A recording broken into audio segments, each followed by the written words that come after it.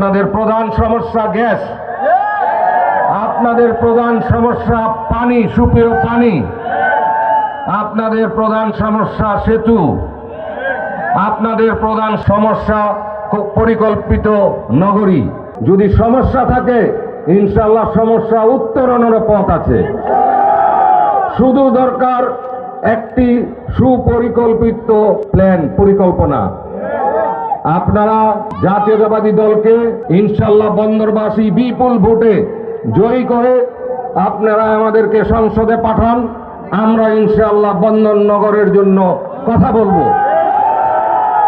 আমি গতানুগতিক রাজনীতিতে বিশ্বাস করি না, আমি পরিবর্তনের রাজনীতিকে বিশ্বাস করি। আমাদের পরিকল্পনা আছে, সুষ্ঠু পরিকল্পনা আছে।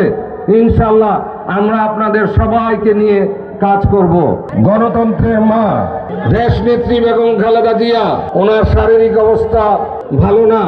আমি আপনাদেরকে হাত জোর করে বলতে চাই, আমার নেত্রীর জন্য আপনারা একটু দোয়া করবেন যাতে উনি দ্রুতই সুস্থ হয়ে আমাদের মাঝে ফিরে আসতে পারেন। আমরা ওই মহানগরের কমিটির মাধ্যমেই আমরা কাজ করতে চাই। আগামীতে আমরা একসাথে কাজ করব। সবাইকে ঐক্যবদ্ধ হতে হবে। আমরা ধর্ম নিয়ে রাজনীতি করতে চাই না, আমরা ধর্ম নিয়ে রাজনীতি করব না। কিন্তু আপনারা সজাগ থাকেন।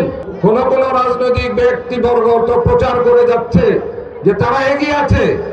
হ্যাঁ, তারা এগিয়ে আছে, তারা ফেসবুকে এগিয়ে আছে, তারা অনলাইনে এগিয়ে আছে, আর আমরা মানুষের কাছে এগিয়ে আছি। জনমানুষের দল, গণমানুষের দল, জাতীয়তাবাদী দল। ইনশাআল্লাহ আমরা প্রমাণ করে দিব সামনের নির্বাচন মানুষ জাতীয়তাবাদী দলকে গ্রহণ করবে।